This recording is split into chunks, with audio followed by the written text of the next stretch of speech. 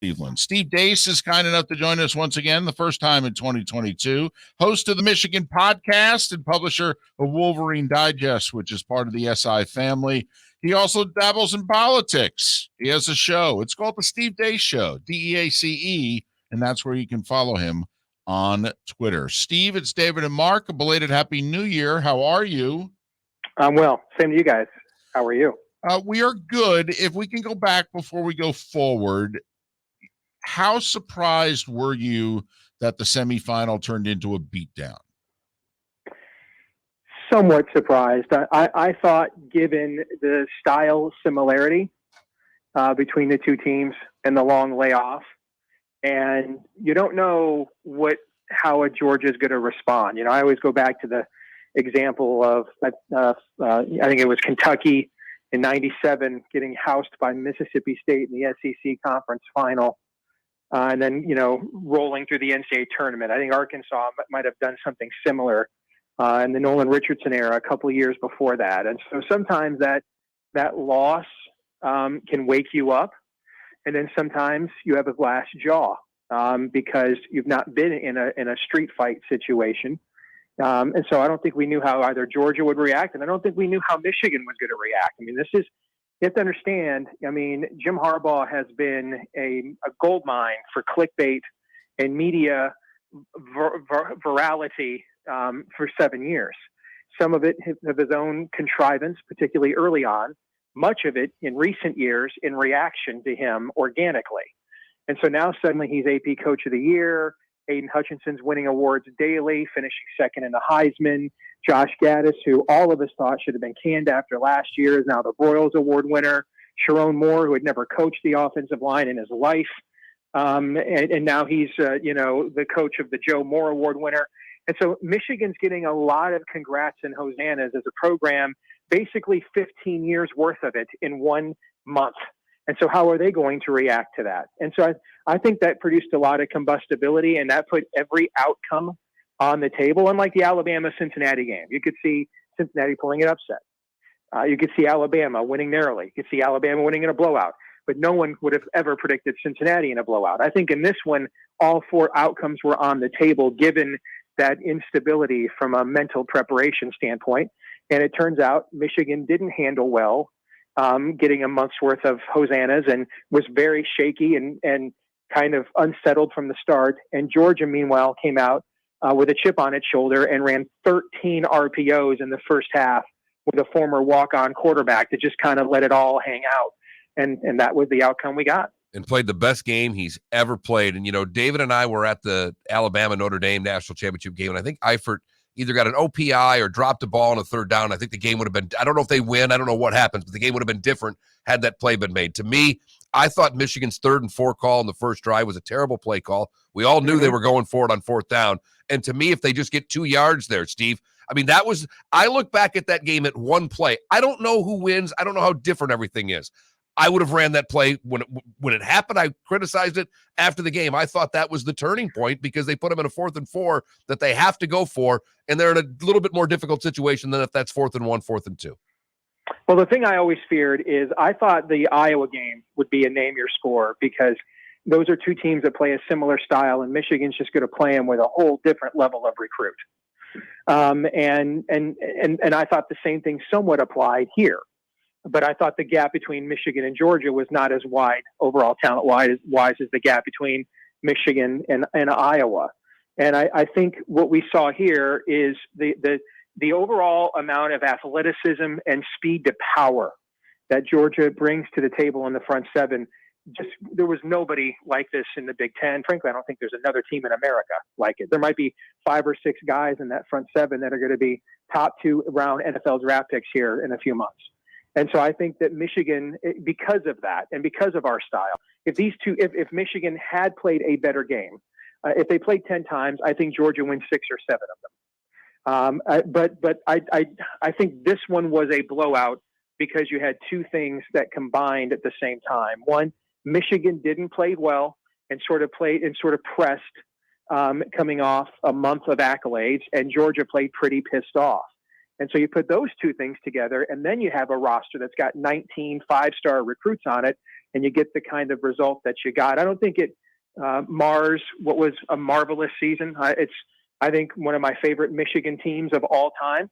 And I think that what was accomplished this year in terms of returning the program back to its expected prestige level, I don't think can be undercounted. And now it's a question of, what does it take to get to that final level? Michigan finally got to the next level this year, beat Ohio State, won hardware, but what does it take to get to that final level? And I think that conversation, guys, is why we're having the conversation we're having about Jim Harbaugh right now. Steve Deace, Michigan podcast, Wolverine Digest, also has a political show.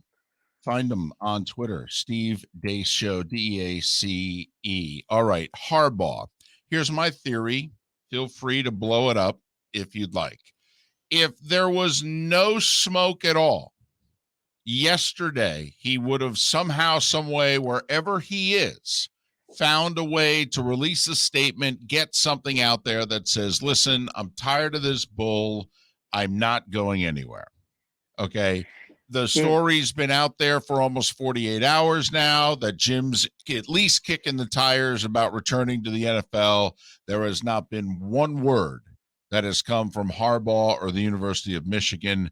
In the recruiting game and in the transfer portal game, that's a very dangerous game, Steve. That to me says there's got to be something there.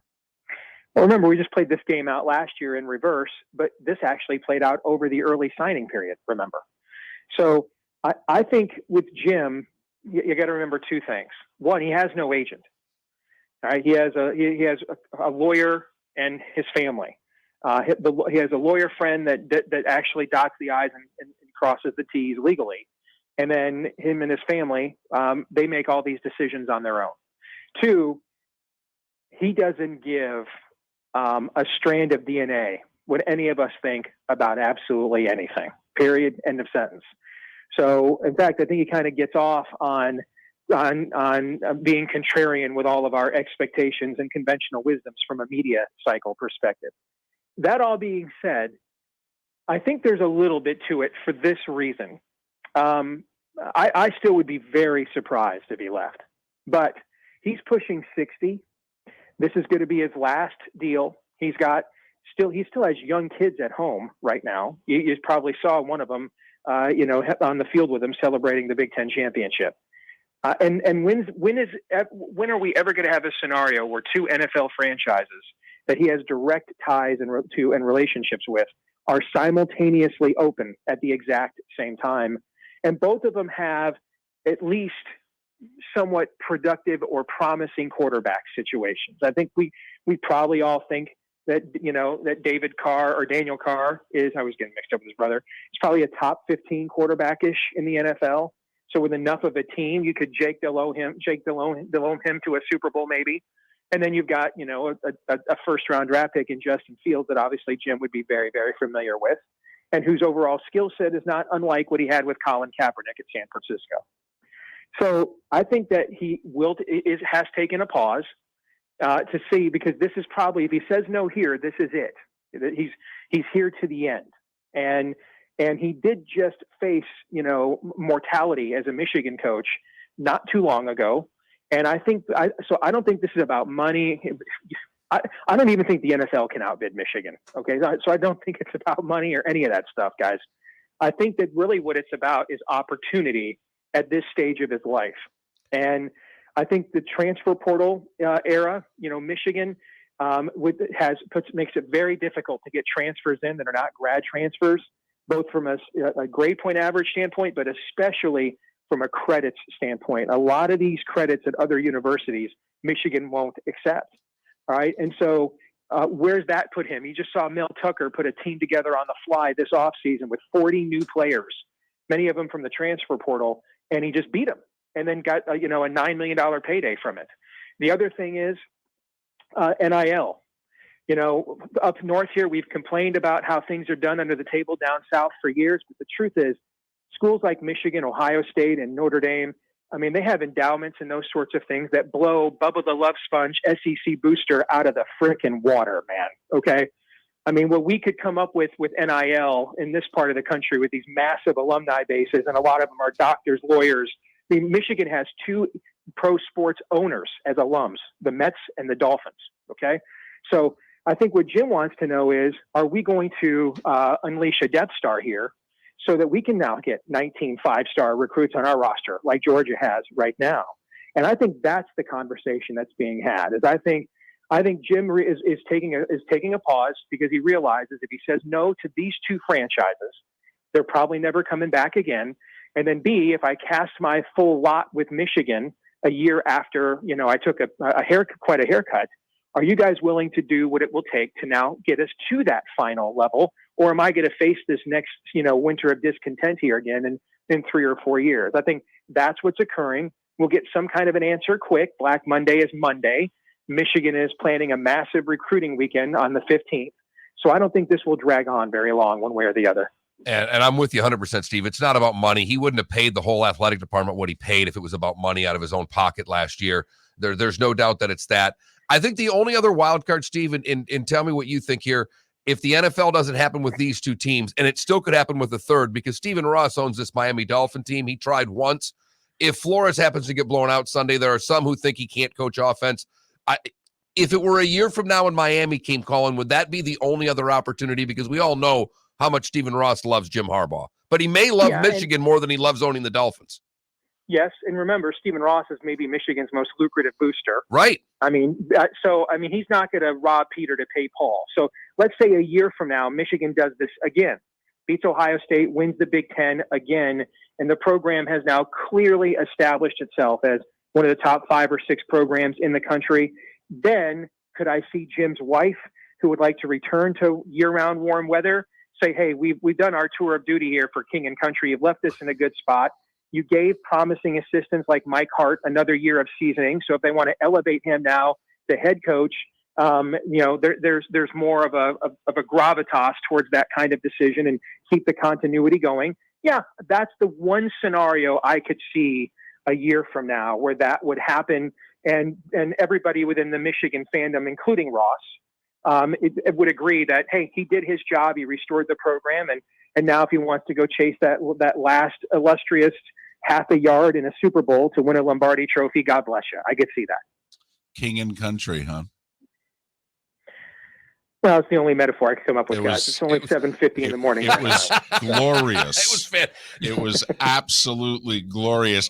In fact, our poll question may be, which one of your references was better, Bubba the Love Sponge or King and Country? Yes. All right. Very well done, Steve.